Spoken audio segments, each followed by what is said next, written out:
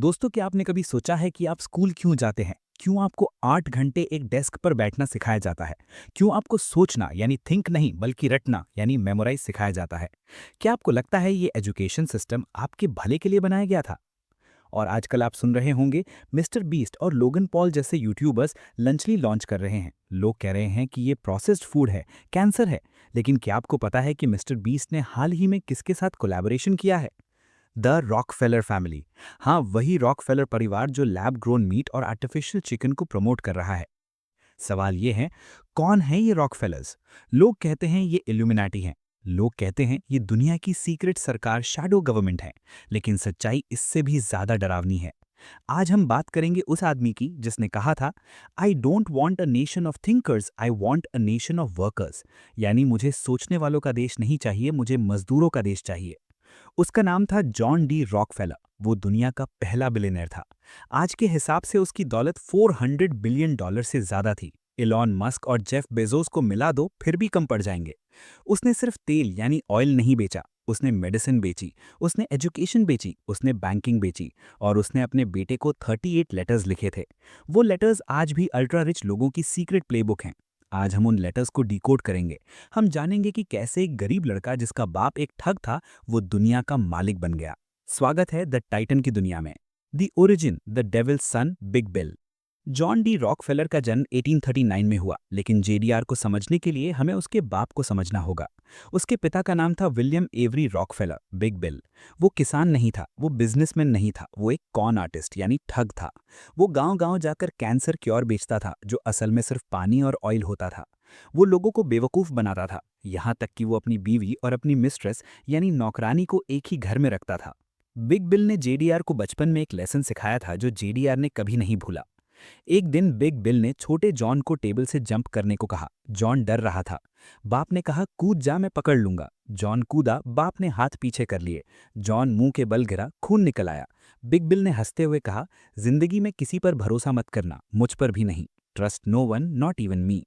ये जेडीआर का पहला लेसन था। दुनिया एक जंग का मैदान है, यहाँ कोई दोस्त नहीं है। The account book, laser A. JDR बचपन से ही अलग था। वो खेलता नहीं था, वो बिजनेस करता था। वो दोस्तों को कैंडी बेचता था। वो टर्कीज पालता था और बेचता था। लेकिन सबसे जरूरी चीज थी उसकी लाल किताब, रेड नोटबुक। इसे वो लेजर ए कहता था। वो हर एक पैसा यानी पेनी लिखता था। अगर उसने 1 सेंट का दान दिया वो लिखता था। अगर उसने 1 सेंट की टॉफी खाई वो लिखता था। रॉन चर्नौ अपनी किताब टाइटन में लिखते हैं कि जेडीआर उस नोटबुक को अपनी वाइफ से ज्यादा प्यार करता था। वो कहता था, ये किताब मेरी बेस्ट फ्रेंड है, ये कभी झूठ नहीं बोलती। जेडीआर ने स्कूल छोड़ा और 16 साल की उम्र में काम शुरू किया। लोग पार्टी करते थे, जेडीआर ऑफिस में बैठकर नंबर्स जोड़ता था।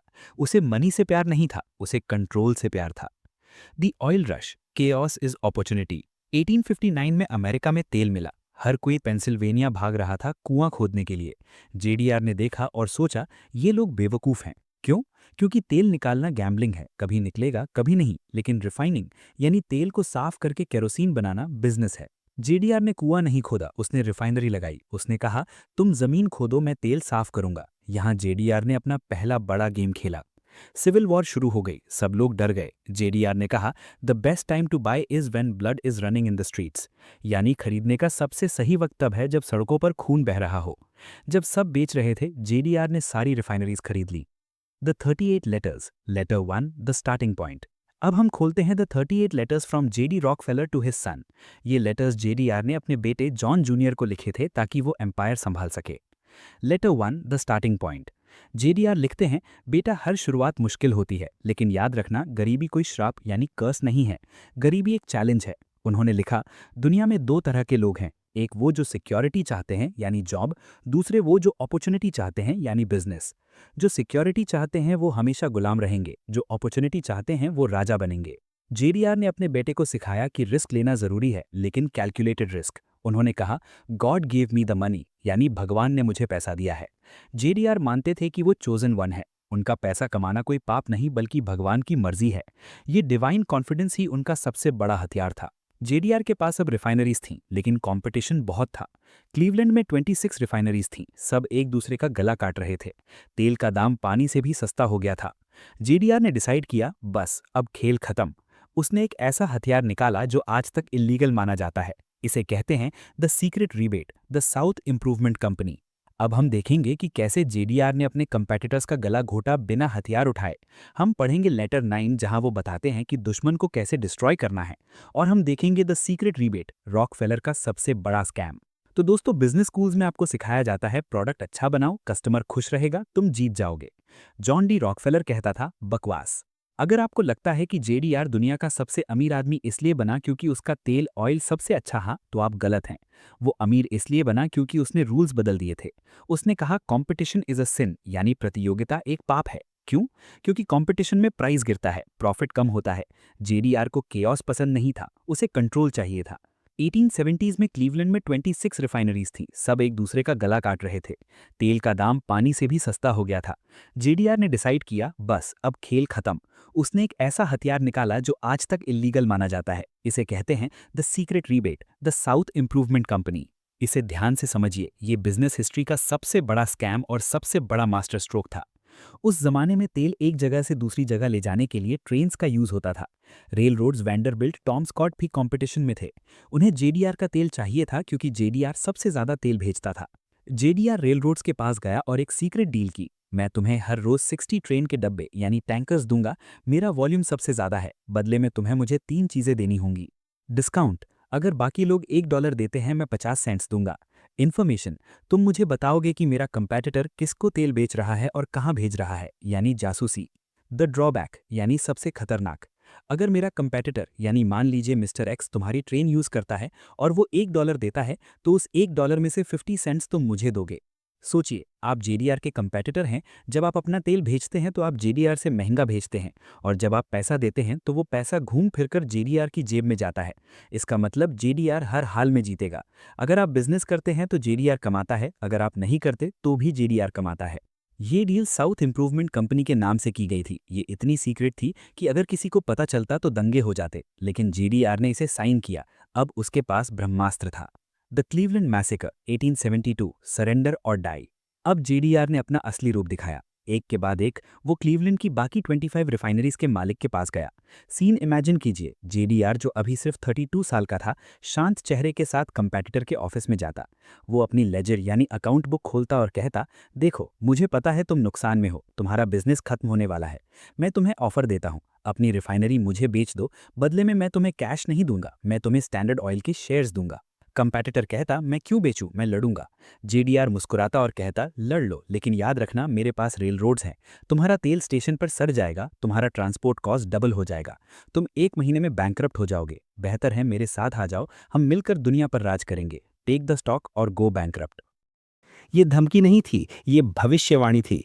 जेडीआर ने कॉम्पिटिटर्स को उनकी ही बुक्स दिखा दी जो उसने जासूसी करके निकाली थी। कॉम्पिटिटर्स डर गए। उन्हें लगा जेडीआर कोई इंसान नहीं, कोई भूत है जो सब जानता है। रिजल्ट, सिर्फ 3 महीने के अंदर जेडीआर ने 26 में से 22 रिफाइनरीज खरीद ली। इसे हिस्ट्री में कहते हैं द क्लीवलैंड मैसेकर। खून का एक कतरा नहीं बहा, लेकिन 22 बिजनेसमैन की आजादी खत्म हो गई। जेडीआर अब क्लीवलैंड का राजा था। Letter 9, do not be afraid to make enemies. अब हम खोलते हैं the 38 letters from JD Rockefeller to his son. Letter 9 में जेडीआर अपने बेटे को सिखाते हैं कि दुश्मनों से कैसे निपटना है। Letter 9 summary. जेडीआर लिखते हैं, बेटा बिजनेस कोई संडे स्कूल पिकनिक नहीं है, ये जंग का मैदान है। अगर तुम सबको खुश करने की कोशिश करोगे तो तुम फेल हो जाओगे। दुश्मन बनाना जरूरी है। जब तुम सफलता की सीढ़ी चढ़ते हो तो लोग तुम्हें नीचे खींचेंगे। उन्हें इग्नोर मत करो, उन्हें क्रश करो। उन्होंने एक फेमस लाइन लिखी, a friendship founded on business is better then a business founded on friendship. मतलब, दोस्तों के साथ धंधा मत करो, धंधे में दोस्त बनाओ। जेडीआर ने जिन कॉम्पिटिटर्स को खरीदा उन्हें जॉब दी। उन्होंने कहा, तुम्हारे पास दिमाग है, बस स्ट्रैटेजी नहीं थी, अब तुम मेरे लिए काम करो। वो कॉम्पिटिटर्स जो जेडीआर को गाली देते थे, वो बाद में स्टैंडर्ड ऑयल के डायरेक्टर्स बन गए और मिलियनेयर्स बने। जेडीआर ने अपने दुश्मनों को अपना गुलाम बना लिया। The monopoly, standard oil trust. Cleveland जीतने के बाद जेडीआर रुका नहीं, उसने पूरे अमेरिका को टारगेट किया। पिट्सबर्ग, फिलाडेल्फिया, न्यूयॉर्क, जहां भी तेल था वहां जेडीआर पहुंच गया। 1880 आते आते जेडीआर दुनिया का 90% ऑयल रिफाइनिंग कंट्रोल करता था। दुनिया का हर 10 में से 9 लैंप जेडीआर के तेल से जलता था। लेकिन एक प्रॉब्लम थी, अमेरिकन कानून यानी लॉज एक कंपनी को दूसरे स्टेट में प्रॉपर्टी लेने से रोकते थे।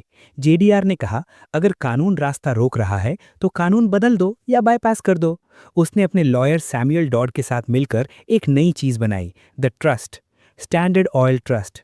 इसका मतलब था कि सारी अलग अलग कंपनीज जो अलग स्टेट्स में थीं, एक ही ग्रुप ऑफ ट्रस्टीज यानी जेडीआर और उसके दोस्त को रिपोर्ट करेंगी। कागज पर वो अलग थीं, लेकिन असलियत में एक थीं। जेडीआर ने अमेरिका का पहला सुपर कॉर्पोरेशन बनाया। वो व्हाइट हाउस से ज्यादा पावरफुल हो गया। The good villain, why JDR was not evil according to him. अब आप सोचेंगे जेडीआर एक विलन था, लेकिन जेडीआर खुद को सेवियर यानी बचाने वाला मानता था। क्यों? क्योंकि मोनोपोली बनाने के बाद जेडीआर ने दाम बढ़ाए नहीं, कम किए। जब जेडीआर ने बिजनेस शुरू किया, केरोसिन का दाम 26 सेंट्स पर गैलन था। मोनोपोली बनने के बाद दाम गिरकर 8 सेंट्स पर गैलन हो गया। जेडीआर का लॉजिक सिंपल था, मैं इनएफिशिएंसी खत्म कर रहा हूं, मैं वेस्ट खत्म कर रहा हूं। जेडीआर इतना कंजूस और एफिशिएंट था कि वो तेल के बैरल्स खुद बनाता था ताकि सस्ता पड़े। वो केमिकल्स जो बाकी लोग फेंक देते थे यानी गैसोलीन और पेट्रोल, उसका यूज ढूंढता था। उस जमाने में पेट्रोल कचरा था, लोग इसे नदी में बहा देते थे। जेडीआर ने इसे भी बेचना शुरू किया। जेडीआर ने वर्कर्स से पूछा कि एक कैन को बंद करने के लिए कितने ड्रॉप्स सोल्डर चाहिए। वर्कर्स ने कहा 40 ड्रॉप्स। जेडीआर ने कहा 38 ट्राई करो। 38 में लीक हुआ। 39 ट्राई किया, लीक नहीं हुआ। जेडीआर ने ऑर्डर दिया, आज से 39 ड्रॉप्स यूज होंगे। सिर्फ एक ड्रॉप बचाकर उसने साल के $2500 बचाए, यानी आज के हिसाब से लाखों। जेडीआर कहता था, I am not robbing the public, I am giving them cheap light, I am doing God's work. यानी मैं लोगों को लूट नहीं रहा, मैं उन्हें सस्ती रोशनी दे रहा हूं, मैं भगवान का काम कर रहा हूं। The God complex, God gave me the money. JDR की साइकोलॉजी बहुत अजीब थी। वो बैप्टिस्ट क्रिश्चियन था, वो हर संडे चर्च जाता था, वो शराब नहीं पीता था, वो ताश नहीं खेलता था। वो मानता था कि भगवान ने उसे चुना है अमीर बनने के लिए, ताकि वो पैसा दान कर सके। जब लोग उसे ग्रीडी कहते, वो कहता, ग्रीडी, मैंने अपनी पहली सैलरी से 10% दान दिया था जब मैं गरीब था, और आज मैं मिलियंस दान देता हूँ। ये सच था। जेडीआर ने एजुकेशन और मेडिसिन में अरबों रुपए दान दिए थे। लेकिन क्रिटिक्स कहते हैं, ये दान नहीं, ये गिल्ट मनी था, ये खून के धब्बे धोने का तरीका था। जेडीआर अपने बेटे जॉन जूनियर को लेटर 14 में लिखते हैं, पैसा एक ताकत है, अगर तुम इसका इस्तेमाल अच्छाई के लिए करोगे तो ये वरदान है, अगर बुराई के लिए करोगे तो ये श्राप है, लेकिन सबसे पहले तुम्हें पैसा कमाना होगा। 1890s आते आते जेडीआर दुनिया का सबसे हेटेड आदमी बन चुका था। लोग उसे रेकफेलो कहते थे, यानी रेक अ फेलो, आदमी को बर्बाद करने वाला। उसकी जान को खतरा था। वो हमेशा एक लोडेड रिवॉल्वर अपने पास रखता था। उसकी फैमिली को किडनैप करने की धमकियां मिलती थीं। और फिर एक औरत आई, एक जर्नलिस्ट जिसका नाम था आइडा टारबेल। इस अकेली औरत ने जेडीआर के एम्पायर की नींव हिला दी। उसने वो किया जो बड़ी बड़ी सरकारें नहीं कर पाई थीं। उसने जेडीआर के राज, सीक्रेट्स खोल दिए। आगे हम देखेंगे the fall of the Titan. हम देखेंगे आइडा टारबेल की इन्वेस्टिगेशन। हम देखेंगे कैसे जेडीआर का स्ट्रेस इतना बढ़ गया कि उसके बाल और आईब्रोज झड़ गए, वो एक मम्मी जैसा दिखने लगा। और हम समझेंगे जेडीआर का सबसे बड़ा पिवट, कैसे उसने तेल बेचना बंद किया और दुनिया खरीदना यानी एजुकेशन और मेडिसिन शुरू किया। दोस्तों, 1890s आते आते जॉन डी रॉकफेलर यानी जेडीआर दुनिया का सबसे ताकतवर आदमी बन चुका था। उसकी वेल्थ आज के हिसाब से $300 बिलियन क्रॉस कर चुकी थी। वो व्हाइट हाउस खरीद सकता था, वो देश चला सकता था, लेकिन वो सो नहीं पा रहा था। उसकी हालत देखने लायक थी। सिर्फ 53 साल की उम्र में जेडीआर का शरीर जवाब दे गया। स्ट्रेस और डर इतना ज्यादा था कि उसे एक बीमारी हो गई, एलोपीशिया। रातों रात उसके सर के सारे बाल झड़ गए, उसकी आईब्रोज भौएं गायब हो गईं, उसकी मूछें गायब हो गईं। वो एक वॉकिंग ममी यानी चलती फिरती लाश जैसा दिखने लगा। लोग उसे देखकर डरते थे। बच्चे उसे बूगी मैन कहते थे। उसके पास दुनिया का सारा पैसा था, लेकिन वो सिर्फ दूध और बिस्किट खा सकता था। उसका पेट कुछ और हजम नहीं कर पाता था। डॉक्टर्स ने कहा, मिस्टर रॉकफेलर, अगर आपने स्ट्रेस लेना बंद नहीं किया तो आप 1 साल में मर जाएंगे। जेडीआर ने सोचा, क्या फायदा इस पैसे का अगर मैं इसे एंजॉय न कर सकूं। और तभी उसके दरवाजे पर दस्तक हुई, एक औरत की, जिसका नाम था आइडा टारबेल। वो जेडीआर का पैसा लेने नहीं आई थी, वो उसका बदला लेने आई थी। Ida Tarbell, the pen that broke the sword. Ida Tarbell कोई आम जर्नलिस्ट नहीं थी। उसके पिता फ्रैंकलिन टारबेल एक ऑयल प्रोड्यूसर थे। जेडीआर ने क्लीवलैंड मैसेकर में उन्हें बर्बाद कर दिया था। आइडा ने बचपन में अपने पिता को रोते हुए देखा था जब जेडीआर के एजेंट्स ने उनकी कंपनी छीनी थी। उसने कसम खाई थी कि मैं इस आदमी को एक्सपोज करूंगी। 1902 में आइडा ने मैक्लूअर्स मैगजीन में आर्टिकल्स लिखने शुरू किए, the history of the standard oil company. ये आर्टिकल्स आग की तरह फैल गए। आइडा ने जेडीआर के सीक्रेट रीबेट्स, जासूसी और रेल रोड स्कैम्स के सबूत दुनिया के सामने रख दिए। उसने जेडीआर को मॉन्स्टर कहा। उसने लिखा, mister Rockefeller has systematically played with loaded dice, यानी मिस्टर रॉकफेलर ने हमेशा बेईमानी के पासों से खेला है। जेडीआर पहले चुप रहा। उसने कहा, not a word, ignorance is bliss. लेकिन जब पब्लिक गुस्से में आई, जब लोगों ने स्टैंडर्ड ऑयल का तेल खरीदना बंद कर दिया, जेडीआर हिल गया। उसकी इमेज बिजनेस जीनियस से देश के दुश्मन बन गई थी। The great pivot from Satan to saint. JDR समझ गया कि अब स्ट्रैटेजी बदलनी पड़ेगी। अगर उसे जिंदा रहना है और जेल नहीं जाना है तो उसे अपनी इमेज साफ करनी होगी। उसने हायर किया फ्रेडरिक टी गेट्स को। गेट्स एक प्रीचर था, उपदेशक था। गेट्स ने जेडीआर से कहा, mister Rockefeller, your fortune is rolling up like an avalanche. You must distribute it faster than it grows. If you do not, it will crush you and your children's children. आपका पैसा तूफान की तरह बढ़ रहा है। इसे बांटना शुरू कीजिए, वरना ये आपको और आपके बच्चों को कुचल देगा। जेडीआर ने कहा, ठीक है, लेकिन मैं पैसा ऐसे ही नहीं फेंकूंगा। मैं दान को भी, यानी फिलांथ्रफी को भी बिजनेस की तरह करूंगा। यहां से शुरू हुआ दुनिया का सबसे बड़ा सोशल इंजीनियरिंग प्रोजेक्ट। जेडीआर ने डिसाइड किया कि वो सोसाइटी के दो पिलर्स को कंट्रोल करेगा, एजुकेशन यानी दिमाग, मेडिसिन यानी शरीर। The education conspiracy, a nation of workers. 1902 में जेडीआर ने जनरल एजुकेशन बोर्ड बनाया। उन्होंने उस जमाने में $129 मिलियन दान दिए, यानी आज के हिसाब से बिलियंस। लोगों ने कहा, वाह कितना महान आदमी है, स्कूल्स बना रहा है। लेकिन रुकिए, जीईबी का मकसद बच्चों को इंटेलिजेंट बनाना नहीं था। उनका मकसद था ओबीडियंट, यानी आज्ञाकारी बनाना।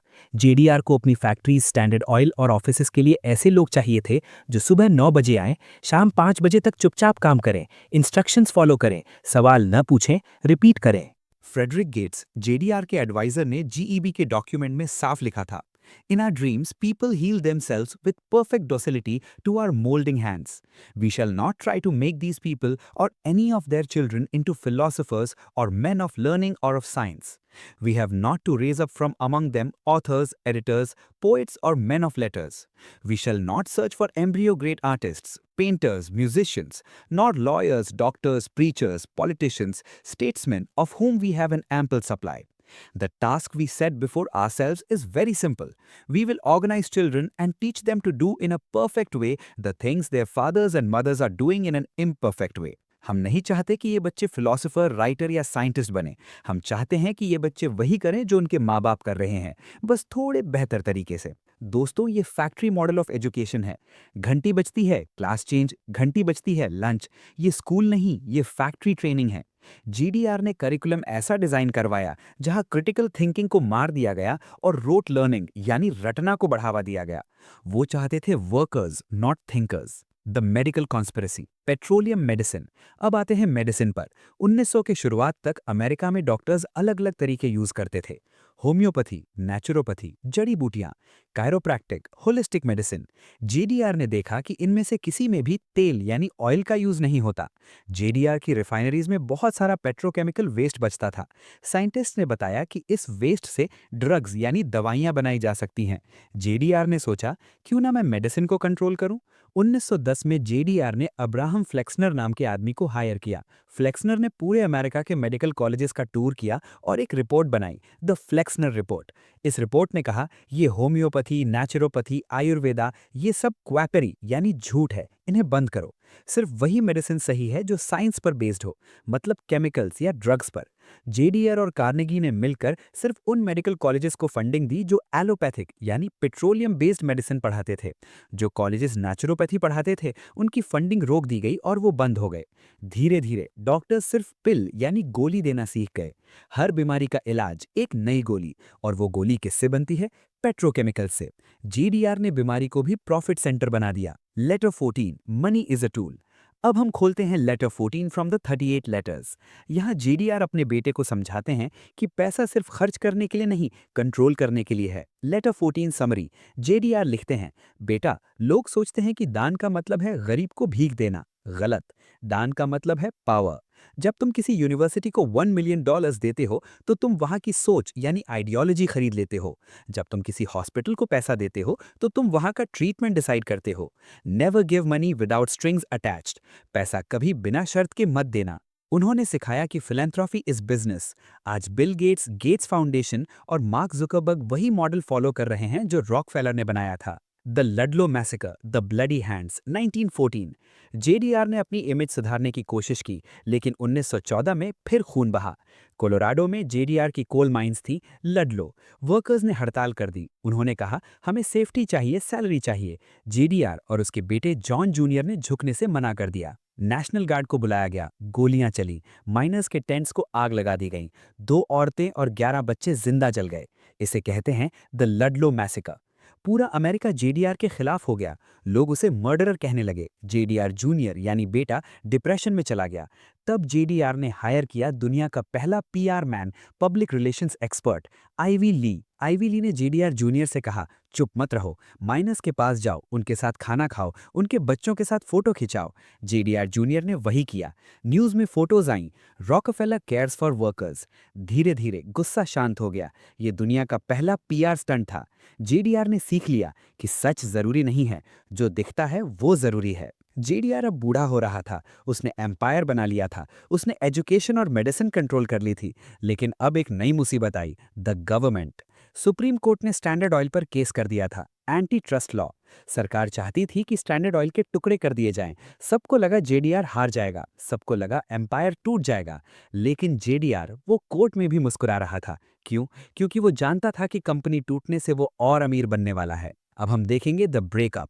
हम देखेंगे कैसे स्टैंडर्ड ऑयल टूटकर एक्सॉन, मोबिल, चेवरॉन बनी और कैसे जेडीआर की दौलत 3 गुना बढ़ गई। हम बात करेंगे फेडरल रिजर्व के क्रिएशन की, कैसे जेडीआर और बैंकर्स ने मिलकर अमेरिका का पैसा यानी मनी हाईजैक किया। तो दोस्तों, 15 मई 1911 यूनाइटेड स्टेट्स सुप्रीम कोर्ट ने अपना फैसला सुनाया। जजेस ने कहा, स्टैंडर्ड ऑयल एक इलीगल मोनोपोली है। इसने कंपेटिटर्स को कुचला है, इसने कंज्यूमर्स को लूटा है, इसने कानून का मजाक उड़ाया है। ऑर्डर सिंपल था, स्टैंडर्ड ऑयल को तोड़ दिया जाए, इसे 34 छोटी कंपनियों में बांट दिया जाए। पूरा अमेरिका जश्न मना रहा था। अखबारों ने लिखा, द मॉन्स्टर इज डेड, यानी राक्षस मर गया। पॉलिटिशियंस ने कहा, हमने रॉकफेलर को हरा दिया। लेकिन उसी दिन जॉन डी रॉकफेलर यानी जेडीआर अपने गार्डन में गोल्फ खेल रहा था। जब उसे खबर मिली तो वो घबराया नहीं। उसने अपने गोल्फ पार्टनर से कहा, buy Standard Oil, buy all you can, यानी जितना हो सके स्टैंडर्ड ऑयल के शेयर्स खरीद लो। क्यों? क्योंकि सुप्रीम कोर्ट ने कंपनी तोड़ी थी लेकिन ओनरशिप नहीं छीनी थी। जेडीआर के पास अब एक कंपनी के नहीं बल्कि 34 कंपनियों के 25% शेयर्स थे। और जैसे ही मार्केट खुला, इन 34 कंपनियों के शेयर्स आसमान छूने लगे। वॉल स्ट्रीट को लगा कि ये छोटी कंपनियां ज्यादा तेज ग्रो करेंगी। नतीजा, कंपनी टूटने के बाद जेडीआर की दौलत 3 गुना यानी 3x बढ़ गई। वो उसी दिन दुनिया का पहला बिलियनर बन गया। उसने दुश्मनों से कहा, you call it monopoly, I call it efficiency. You break it, I get richer. The hydra effect, cut one head two grow back. Greek mythology में एक राक्षस था हाइड्रा। अगर आप उसका एक सर काटते तो 2 नए उग जाते। स्टैंडर्ड ऑयल वही हाइड्रा था। जो 34 कंपनियों में टूटा वो आज कौन है, जरा नाम सुनिए। Standard Oil of New Jersey बनी Exxon, Standard Oil of New York बनी Mobil, Standard Oil of California बनी Chevron, Standard Oil of Indiana बनी अमोको, अब बीपी का हिस्सा। आज भी दुनिया की सबसे बड़ी ऑयल कंपनीज वही हैं जो जीडीआर ने बनाई थी। सरकार ने सोचा उन्होंने मोनोपोली तोड़ दी। असल में उन्होंने जेडीआर को इनविजिबल बना दिया। पहले सब स्टैंडर्ड ऑयल को गाली देते थे, अब वो अलग अलग नाम से ऑपरेट कर रहे थे, लेकिन कंट्रोल वही था। रॉकफेलर परिवार आज भी इन कंपनीज के मेजर शेयर होल्डर्स में से एक है। The secret meeting, Jekyll island, 1910। अब आते हैं उस कॉन्स्पिरेसी पर जो दुनिया की सबसे बड़ी सच्चाई है। जेडीआर के पास तेल था लेकिन उसे एक और चीज चाहिए थी, पैसा, मनी, बैंकिंग। उसे पता था कि अगर वो करेंसी को कंट्रोल कर ले तो वो सरकार को कंट्रोल कर सकता है। नवंबर 2010 एक बहुत ही सीक्रेट मिशन प्लान किया गया। न्यू जर्सी के एक रेलवे स्टेशन पर रात के अंधेरे में दुनिया के सबसे ताकतवर बैंकर्स एक प्राइवेट ट्रेन में चढ़े। उनमें कौन था? नेल्सन एल्ड्रिच, यूएस सेनेटर और जेडीआर का समधी यानी जूनियर रॉकफेलर का ससुर। Paul Warburg Rothschild banking family का representative, Frank Vanderlip National City Bank Rockefeller का बैंक का president, Benjamin Strong JP Morgan का राइट हैंड मैन। उन्होंने रिपोर्टर्स से कहा, हम डक हंटिंग यानी बतख शिकार के लिए जा रहे हैं। वो गए जेकिल आइलैंड जॉर्जिया पर। वहां 9 दिन तक उन्होंने दुनिया से कट ऑफ होकर एक प्लान बनाया, एक ऐसा प्लान जिसने फेडरल रिजर्व को जन्म दिया। The federal reserve, the biggest scam in history. 2013 में क्रिसमस की छुट्टियों के दौरान जब ज्यादातर पॉलिटिशियंस घर गए हुए थे, नेल्सन एल्ड्रिच यानी जेडीआर का रिलेटिव ने फेडरल रिजर्व एक्ट पास करवा दिया। लोगों को लगा फेडरल रिजर्व सरकार का बैंक है। झूठ। इसके नाम में फेडरल है, लेकिन ये प्राइवेट है। इसके शेयर होल्डर्स कौन थे? रॉकफेलर, मॉर्गन, वॉबर्ग और रॉथशाइल्ड फैमिलीज के बैंक्स। इस एक्ट ने बैंकर्स को पावर दी। मनी प्रिंटिंग, वो हवा से पैसा छाप सकते हैं। इंटरेस्ट, वो सरकार को पैसा उधार देते हैं और उस पे ब्याज यानी इंटरेस्ट लेते हैं। इन्फ्लेशन, वो डिसाइड करते हैं कि आपके डॉलर की वैल्यू क्या होगी। जेडीआर ने ऑयल के बाद मनी को भी मोनोपोलाइज कर लिया। अब अगर आप गाड़ी में तेल भरवाते हैं तो पैसा रॉकफेलर के पास जाता है। अगर आप लोन लेते हैं तो पैसा यानी इंटरेस्ट रॉकफेलर के बैंक चेस मैनहट्टन या सिटी के पास जाता है। मेयर एम्शेल रॉथस्टाइल ने कहा था, give me control of a nation's money and I care not who makes its laws. मुझे देश के पैसे का कंट्रोल दे दो, मुझे फर्क नहीं पड़ता कानून कौन बनाता है। जेडीआर ने यही किया। Letter 26, the end of the beginning. अब हम खोलते हैं लेटर 26 फ्रॉम द 38 लेटर्स। यहाँ जेडीआर अपने बेटे जूनियर को सिखाते हैं कि जब दुनिया बदल रही हो तो कैसे अडेप्ट करना है। Letter 26 summary. जेडीआर लिखते हैं, बेटा, लोग सोचते हैं कि स्टैंडर्ड ऑयल का टूटना अंत है, वो गलत है। ये सिर्फ शुरुआत का अंत है, यानी एंड ऑफ द बिगिनिंग। जब हवा का रुख बदलता है तो दीवार मत बनाओ, पवन चक्की यानी विंड मिल बनाओ। सरकार हमें तोड़ना चाहती है, फाइन, हम टुकड़ों में बिखर जाएंगे और हर टुकड़ा पहले से ज्यादा स्ट्रांग होगा। याद रखना, साइज सब कुछ नहीं है, कंट्रोल सब कुछ है। उन्होंने सिखाया कि एडवर्सिटी यानी मुसीबत को एडवांटेज में कैसे बदलना है। जेडीआर ने कभी शिकायत नहीं की, वो हमेशा सोल्यूशन ढूंढते थे। The Rockefeller foundation, buying the world, 1913। 1913 सिर्फ फेडरल रिजर्व का साल नहीं था। उसी साल जेडीआर ने द रॉकफेलर फाउंडेशन बनाई। इसका मकसद क्या था? To promote the well being of mankind throughout the world, यानी दुनिया भर में इंसानियत की भलाई। सुनने में अच्छा लगता है, लेकिन रियलिटी में ये फाउंडेशन जेडीआर का ग्लोबल इन्फ्लुएंस टूल थी। इस फाउंडेशन ने क्या किया? Global health.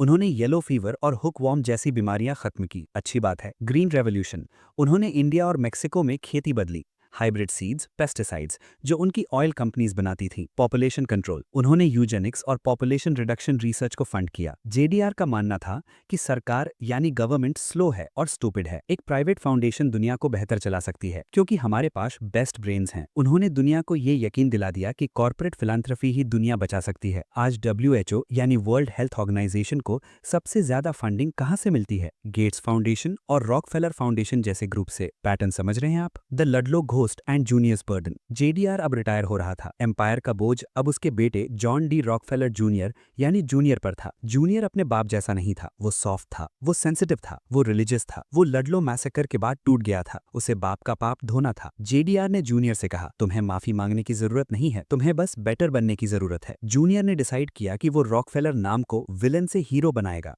उसने न्यूयॉर्क को बनाना शुरू किया। Rockefeller Center, Museum of Modern Art, MoMA, Grand Teton National Park. Junior ने अपनी पूरी जिंदगी पब्लिक सर्विस में लगा दी ताकि लोग स्टैंडर्ड ऑयल के गुनाहों को भूल जाएं। दुनिया वर्ल्ड वॉर 1 और वर्ल्ड वॉर 2 की तरफ बढ़ रही थी। तेल अब सोने से ज्यादा कीमती था। हिटलर को तेल चाहिए था, एलाइज को तेल चाहिए था, और सबके पास तेल कहां से आ रहा था? स्टैंडर्ड ऑयल की लेगेसी कंपनीज से। लेकिन रॉकफेलर फैमिली का एम्बिशन अब सिर्फ पैसा नहीं था। उनका एम्बिशन था ग्लोबल गवर्नमेंट, एक ऐसी दुनिया जहां बॉर्डर्स ना हो, जहां बिजनेस फ्री हो। इस सपने को पूरा करने के लिए उन्होंने अपनी जमीन दान दी यूनाइटेड नेशंस बनाने के लिए। अब हम देखेंगे द न्यू वर्ल्ड ऑर्डर। हम देखेंगे रॉकफेलर फैमिली के secret societies, council on foreign relations, trilateral commission के साथ कनेक्शंस। हम बात करेंगे डेविड रॉकफेलर की, जो जेडीआर का पोता था, जिसने कहा था, some even believe we are part of a secret cabal working against the best interests of the United States. If that's the charge, I stand guilty and I am proud of it. दोस्तों, अगर आप New York जाएंगे तो वहां United Nations यानी UN का headquarters है। ये दुनिया की सबसे पावरफुल बिल्डिंग है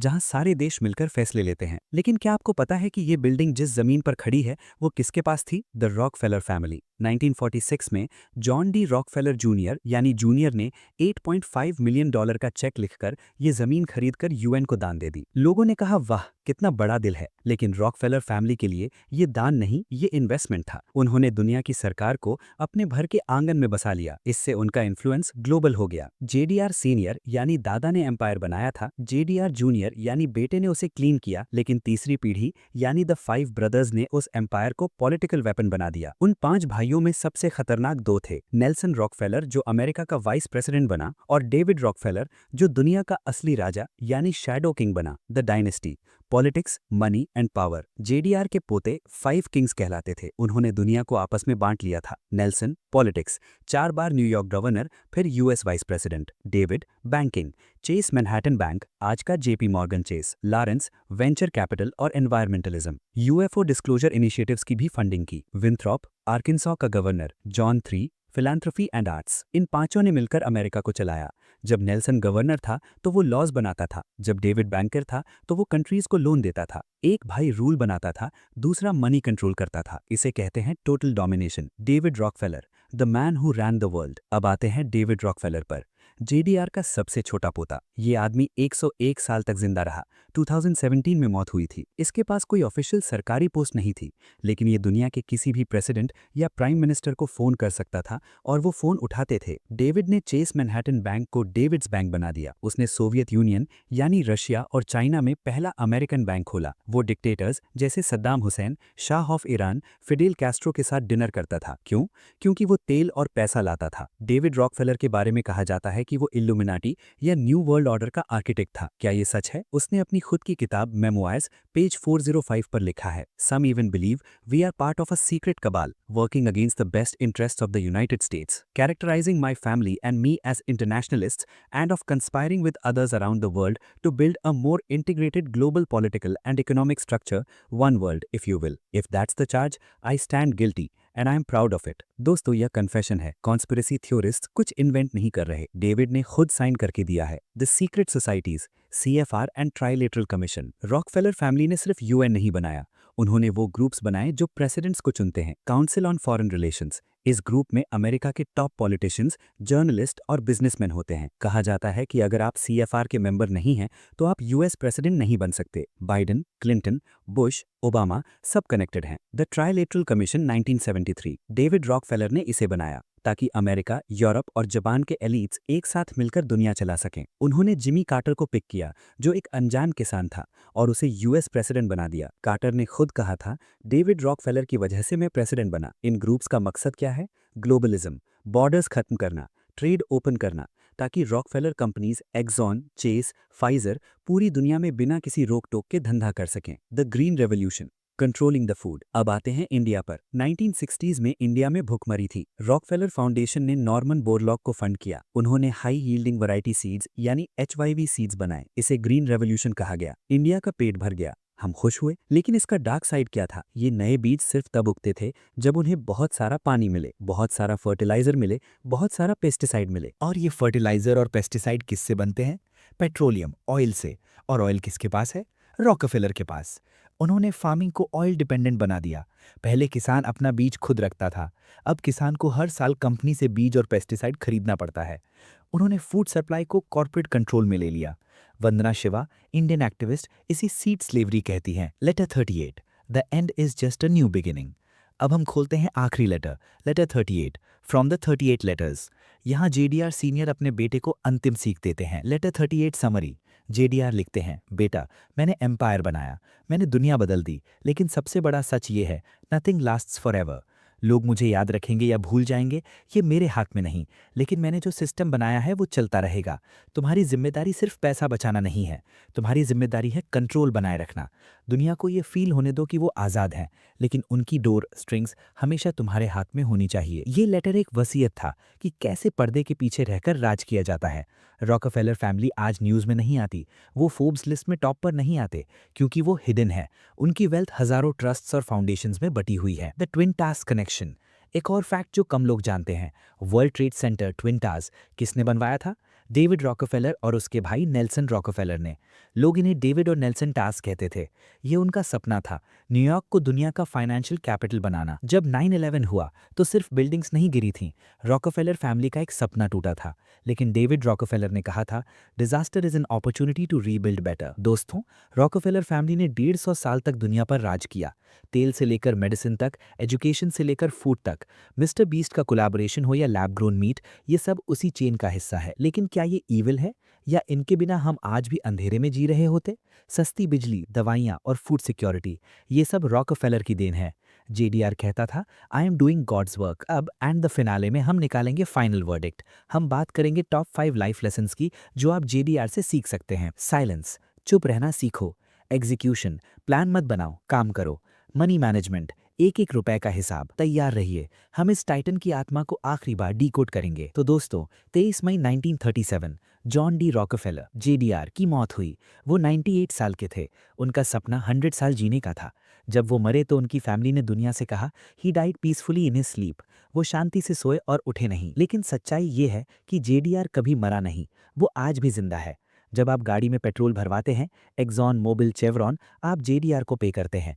जब आप दवाई खाते हैं, फाइजर मर्क, आप जेडीआर के बनाए हुए सिस्टम को फॉलो करते हैं। जब आप स्कूल जाते हैं, आप जेडीआर के डिज़ाइन किए हुए करिकुलम को पढ़ते हैं।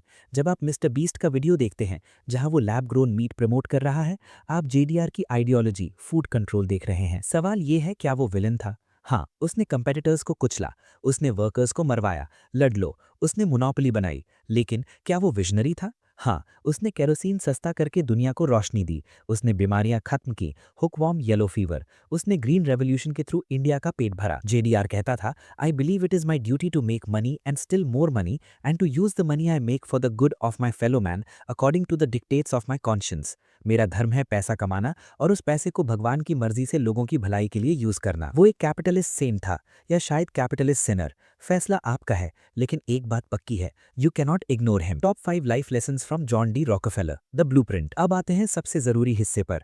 आप रॉकफेलर की तरह रूथलेस नहीं बन सकते और बनना भी नहीं चाहिए, लेकिन आप उसके माइंडसेट को कॉपी करके अपनी लाइफ अपग्रेड कर सकते हैं। जेडीआर गरीबी से उठकर दुनिया खरीदी थी। कैसे? यहाँ है 5 brutal lessons from his 38 letters in life. Lesson 1, silence is power. चुप रहना सीखो। स्टैंडर्ड ऑयल की मीटिंग्स में जेडीआर हमेशा चुप, साइलेंट रहता था। वो टेबल के हेड पर बैठता, आंखें बंद करता और बस सुनता। लोग सोचते थे वो सो रहा है, लेकिन वो हर शब्द सुन रहा होता था।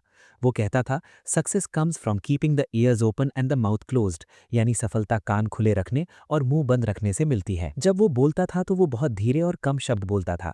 इससे सामने वाला डर जाता था। क्या रॉकफेलर को मेरा प्लान पसंद आया? क्या वो गुस्सा है? जेडीआर अपनी चुप्पी, साइलेंस को वेपन की तरह यूज करता था। Application for you. आजकल लोग बोलने के लिए मरे जा रहे हैं। Podcast, social media, arguments, JDR lesson.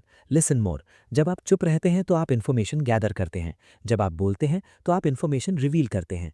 कम बोलो लेकिन वजन के साथ बोलो। A man of few words is a man of power. Lesson 2, own nothing, control everything.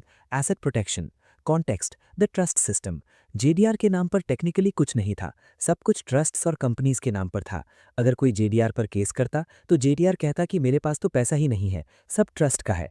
इसने उसे टैक्स और लाइबिलिटी से बचाया। उसका फेमस कोट है, the secret to success is to own nothing but control everything, यानी सफलता का राज है मालिक मत बनो, कंट्रोलर बनो। Application for you.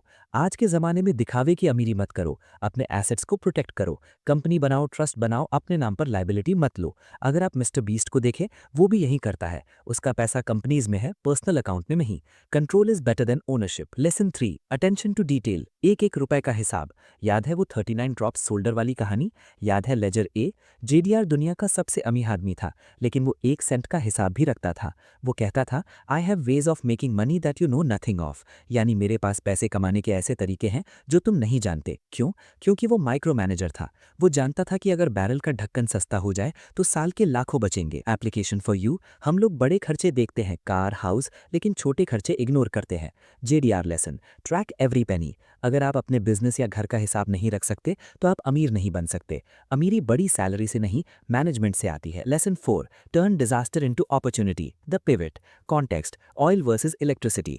जब थॉमस एडिसन ने बल्ब बनाया तो लोगों ने कहा रॉकफेलर खत्म, क्योंकि जेडीआर का तेल रोशनी के लिए यूज होता था। अब बिजली आ गई थी, शेयर मार्केट गिर गया। जेडीआर डर गया? नहीं, उसने देखा कि एक नई चीज़ आ रही है, ऑटोमोबाइल्स, कार्स। कार्स को चलने के लिए गैसोलीन पेट्रोल चाहिए। जेडीआर ने तुरंत अपनी रिफाइनरीज को कन्वर्ट किया। जो केरोसिन बेचता था, अब वो पेट्रोल बेचने लगा। नतीजा, वो पहले से ज़्यादा अमीर हो गया। एप्लीकेशन फॉर यू, एआई आ रहा है, जॉब्स जा रही हैं। डरो मत, पिवट करो। अगर रास्ता बंद हो जाए तो नया रास्ता बनाओ। हर मुसीबत में एक मौका छुपा होता है। I always try to turn every disaster into an opportunity. Lesson 5, have a purpose bigger than money. The God complex. Context, the philanthropy. JDR सिर्फ पैसे के लिए काम नहीं करता था, वो मानता था कि वो भगवान का काम कर रहा है। इस कन्विक्शन ने उसे थकने नहीं दिया। जब पूरी दुनिया उसे गाली दे रही थी, लडलो मैसेकर, तब भी वो सोया नहीं, क्योंकि उसे लगा वो सही है। जब आपके पास एक हायर पर्पस होता है तो क्रिटिसिज्म आपको तोड़ नहीं सकता। एप्लीकेशन फॉर यू, सिर्फ पैसा कमाना है ये गोल मत रखो। पैसा कमाकर क्या करना है? फैमिली को बचाना है, देश बदलना है। जब वाई क्लियर होता है तो हाउ आसान हो जाता है। अपना डिवाइन पर्पस ढूंढो। The ghost of Jekyll island. आज भी अगर आप जॉर्जिया, यूएसए जाएंगे तो वहाँ जेकिल आइलैंड क्लब है। वहाँ एक कमरा है जहाँ फेडरल रिजर्व साइन हुआ था। वहाँ जेडीआर की फोटो लगी है। वो फोटो आपको देखकर मुस्कुरा रही है। वो कह रही है, मैंने तुम्हारे लिए सिस्टम बनाया है, तुम इसमें रहो, काम करो, टैक्स भरो और मर जाओ। लेकिन अब आप जाग चुके हैं, आपने द रेड पिल ले ली है। अब आपको पता है कि स्कूल फैक्ट्री वर्कर्स बनाने के लिए है। आपको पता है कि मेडिसिन पेट्रोलियम से बनती है। आपको पता है कि पैसा हवा से छपता है। तो अब आप क्या करेंगे? क्या आप जेडीआर के सिस्टम के गुलाम बनेंगे, या आप जेडीआर के लेसन्स यूज करके अपना खुद का सिस्टम बनाएंगे? चॉइस आपकी है। दोस्तों, ये थी जॉन डी रॉकफेलर की पूरी दास्तान, 6 पार्ट्स में। हमने डेविल्स अकाउंटेंट से लेकर ओनर ऑफ द वर्ल्ड तक का सफर देखा। हमने मिस्टर बीस्ट के चिकन से लेकर फेडरल रिजर्व तक के तार जोड़े। अगर आपको ये deep dive documentary style series पसंद आई तो इसे शेयर जरूर करें। ये इन्फॉर्मेशन डेंजरस है लेकिन ज़रूरी है। अगर आप चाहते हैं कि मैं अगली series Rothschild family, the bankers of God या किसी और टॉपिक पर बनाऊं तो कमेंट सेक्शन में मनी मैट्रिक्स लिखें। तब तक के लिए स्टे अवेक, स्टे रिच। जय हिंद।